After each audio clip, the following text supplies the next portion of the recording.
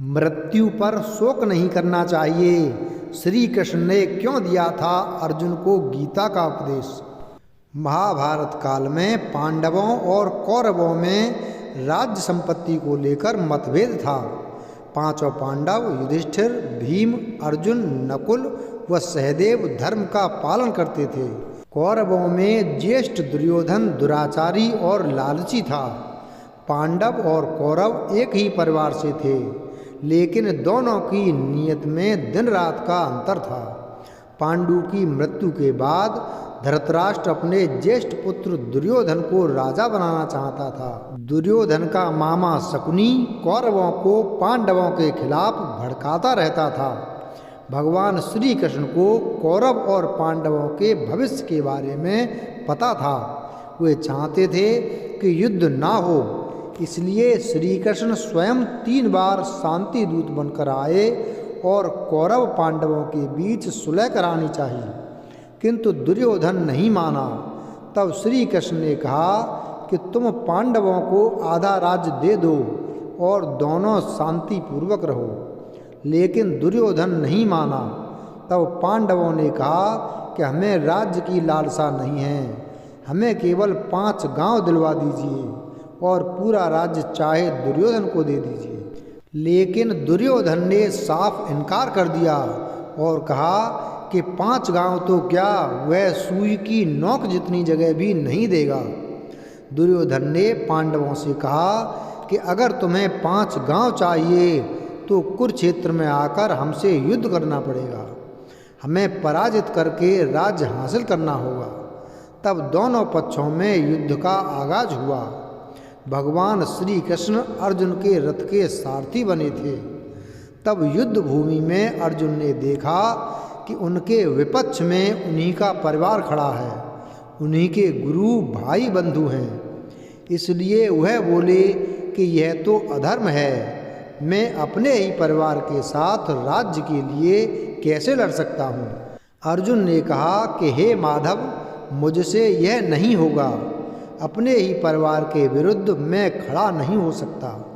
अतः श्री कृष्ण ने कुरुक्षेत्र के मैदान में अर्जुन को उपदेश देते हुए कहा कि हे पार्थ, तुम्हें अपने क्षत्रिय धर्म का पालन करना चाहिए और एक क्षत्रिय की भांति अपने अधिकारों के लिए लड़ना चाहिए, यही तुम्हारा धर्म है। श्री कृष्ण ने अपना उपदेश गायन के माध्यम से दिया था, इसलिए इसे गीता कहा जाता है। श्री कृष्ण ने द्वापर युग में मार्गशीर्ष शुक्ल पक्ष की एकादशी को हरियाणा के कुरुक्षेत्र नामक स्थान पर 45 मिनट का गीता का उपदेश दिया था, जिसे गीतोपनिषद भी कहा जाता है। भगवान श्री कृष्ण ने युद्ध भूमि में अर्जुन के टूटे हुए मनोबल को जोड़ने के लिए गीता का उपदेश स्वयं ही दिया, इसलिए इसे भगवद गीता भी कहा जाता है। श्री कृष्ण ने अर्जुन को गीता में उपदेश दिया था कि भविष्य की चिंता किए बिना जो आप काम कर रहे हैं उसे पूरी दृढ़ता से करते रहना चाहिए। अगर हम मौजूदा वक्त में पूरी मेहनत और लगन के साथ काम करेंगे तो आपका भविष्य जरूर बेहतर होगा। कोई भी खास काम के सफल होने पर ज़्यादा उत्साहित नहीं होना चाहिए। ऐसा करने से गलती के होने की आशंका बढ़ जाती है। साथ ही हमें किसी दूसरे से जलन की भावना भी नहीं रखनी चाहिए। हर इंसान के लिए कोई ना कोई काम जरूर है जो कि वह करने के लिए बाध्य है। हर इंसान में कोई ना कोई खूबी जरूर होती है, बस ज़रूरत होती है अपने अंदर छिपे हुए हुनर को पहचानने की, जिसके हिसाब से वह व्यक्ति काम कर सके। जो व्यक्ति केवल बाहर से ही यह दिखाता है कि वह अपनी इंद्रियों पर नियंत्रण कर चुका है, लेकिन अगर उसका मन अंदर से चलायमान होता है तो वह व्यक्ति सबसे झूठा और कपटी होता है। महाभारत युद्ध आरंभ होने के ठीक पहले भगवान श्री कृष्ण ने अर्जुन को जो उपदेश दिया वह श्रीमद् भगवद गीता के नाम से प्रसिद्ध है। यह महाभारत के भीष्म पर्व का अंग है। गीता में 18 अध्याय और 700 श्लोक हैं। गीता की गणना प्रस्थानत्रयी में की जाती है, जिसमें उपनिषद और ब्रह्मसूत्र भी सम्मिलित है। अतएव भारतीय परंपरा के अनुसार गीता का स्थान वही है जो उपनिषद और धर्मसूत्रों का है। उपनिषदों को गौ यानी गाय और गीता को उसका दुग्ध कहा गया है। इसका तात्पर्य यह है कि उपनिषदों की जो अध्यात्म विद्या थी उसको गीता सर्वांश में स्वीकार करती है। उपनिषदों की अनेक विद्याएं गीता में हैं, जैसे संसार के स्वरूप के संबंध में अश्वत्थ विद्या, अनादि अजन्मा ब्रह्म के विषय में अव्यय पुरुष विद्या, परा प्रकृति या जीव के विषय में अक्षर पुरुष विद्या और अपरा प्रकृति या भौतिक जगत के विषय में क्षर पुरुष विद्या। इस प्रकार वेदों में ब्रह्मवाद और उपनिषदों के अध्यात्म, इन दोनों की विशिष्ट सामग्री गीता में सन्निविष्ट है। उसे ही पुष्पिका के शब्दों में ब्रह्म विद्या कहा गया है। महाभारत के युद्ध के समय जब अर्जुन युद्ध करने से मना करते हैं, तब श्री कृष्ण उन्हें उपदेश देते हैं और कर्म व धर्म के सच्चे ज्ञान से अवगत कराते हैं।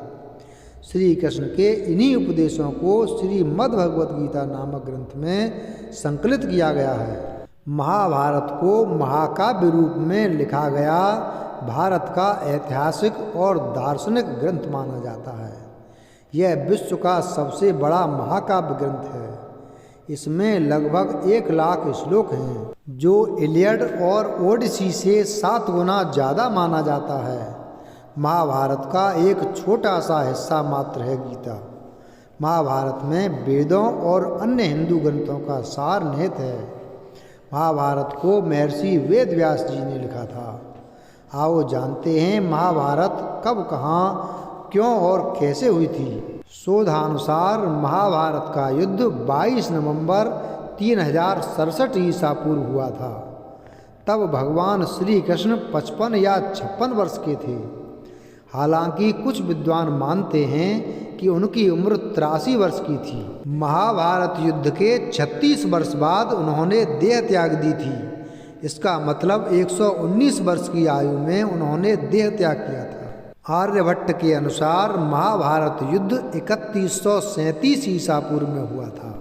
पुराणों के अनुसार श्री कृष्ण की आयु 125 वर्ष बताई गई है, जबकि ज्योतिषियों के मतानुसार उनकी आयु 110 वर्ष थी। ज्योतिषियों के अनुसार कलयुग के आरंभ होने से 6 माह पूर्व मार्गशीर्ष शुक्ल पक्ष 14 को महाभारत का युद्ध का आरंभ हुआ था, जो 18 दिनों तक चला था।